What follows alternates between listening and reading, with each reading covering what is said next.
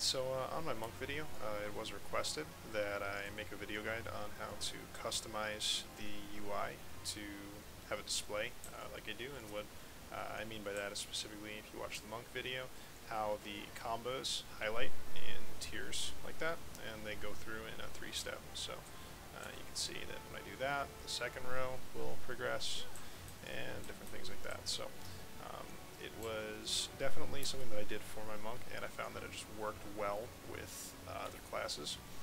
So I enjoyed it all the way around, and I think it was generally a very nice change for my UI. So to start, we'll go over some basics.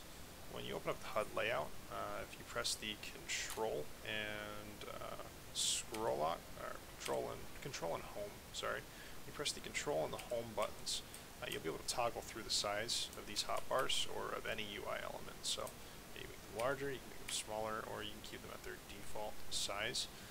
This is advantageous for things like the party list, which don't need to take up a ton of space, or the minimap, which you may not need to be that big, different things like that. So that's a pretty nice feature. You can customize that. You know, the duty list, they don't need to be a mile long, and it gets you back a ton of space on your HUD. So I definitely advise customizing to your screen resolution. There's certain things that you'd want to make bigger, certain things that you'd want to make smaller. For me, you know, numbers like this don't really do too much, and I don't like the hotbars being huge. So the first step here is to line up hotbars. You'll need 4 to do this, and the reason that I do it is because I play with a Razer Naga mouse. So the Naga requires 12 thumb grid, and it just lines up perfectly. It's a nice visual representation, and it helps me connect things a little bit better. So it's a nice feature there. And yeah, you can make that as big as the hotbars. It's always nice. Anyway, I'm going to make it nice and small like that, and I'm going to make these smaller as well, because I haven't actually done the UI on this character since I found out that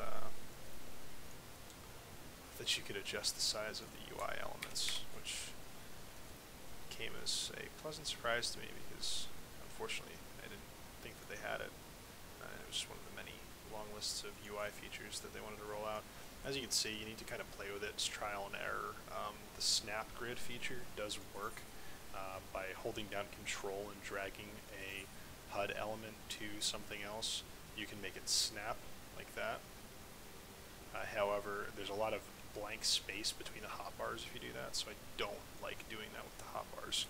With other elements, it's not quite as bad, but the hotbars really didn't like that, because I wanted to get rid of that white space. I wanted there to be a comfortable amount of space where I could see the numbers and it was visually appealing, but I didn't need a huge amount of space there. So that's the first step, is just get your hotbars set up like that, and then move the other UI elements where you want. Some people like their limit break bar to be right over here.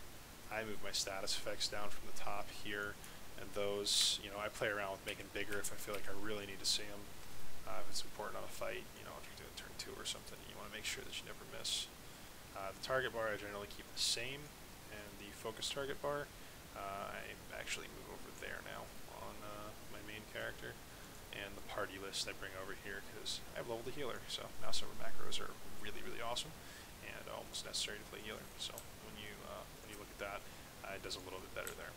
So the next step in this is actually setting the keybinds. So when you go in here, keybind is the option in the system layout, and you want to go to hotbars.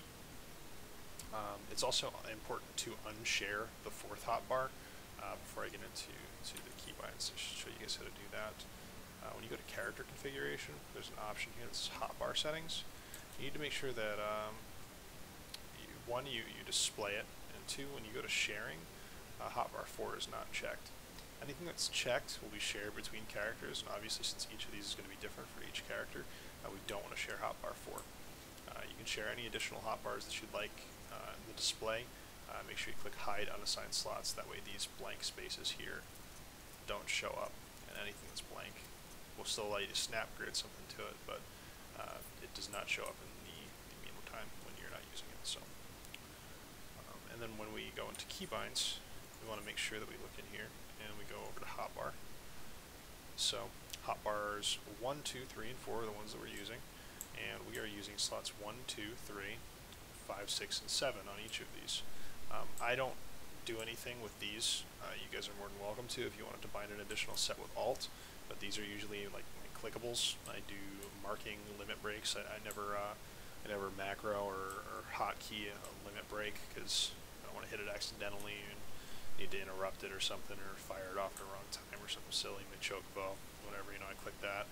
If I'm on a TP class, my sprint is over here because I click it, but on my mages, I put it all, I put sprint on one of the macroable keys because they don't need to worry about their TP, which is pretty awesome.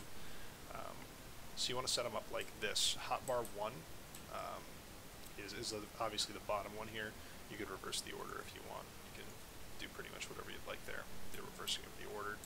And if it's easier for you to do 1, 2, 3, 4 instead of 4, 3, 2, 1 like I did, that's fine, but these are the settings for that.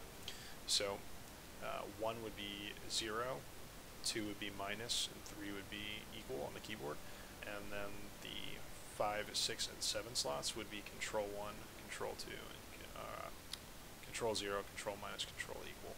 So it's not too bad there. And then the next row is hotbar 2, same slots, 7, 8, 9, and control 7, control 8, and control 9.